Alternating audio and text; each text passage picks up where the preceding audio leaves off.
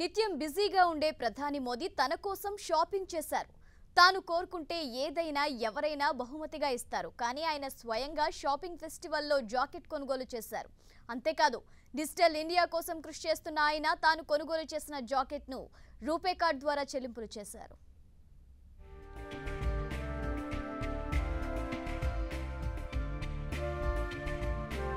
ప్రధాని నరేంద్ర మోదీ అహ్మదాబాద్ షాపింగ్ ఫెస్టివల్లో సందడి చేశారు. ప్రతి ఏటా రాష్ట్ర ప్రభుత్వం వైబ్రాంట్ గుజరాత్లో భాగంగా షాపింగ్ ఫెస్టివల్ను నిర్వహిస్తోంది. ఇక 12 రోజుల పాటు జరిగే ఈ షాపింగ్ ఫెస్టివల్లో 15,000 మంది దుకాణదారులు, విక్రేతలు, తయారీదారులు పాల్గొని తమ ఉత్పత్తులను విక్రయిస్తున్నారు.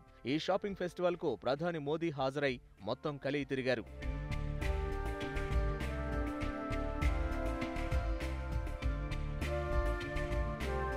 ఈ సందర్భంగా మోదీ తనకు ఇష్టమైన ఖాదీ జాకెట్లు విక్రయిస్తున్న కేవీఐబీ స్టాల్ వద్ద ఆగారు. షాప్లో విక్రయిస్తున్న జాకెట్లను పరిశీలించారు.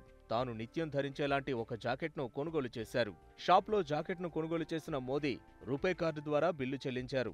అయితే బిల్లు చెల్లింపులో భాగంగా కార్డు పిన్ నెంబర్ పక్కనున్న వ్యక్తి ఎంటర్ చేయడం విశేషం.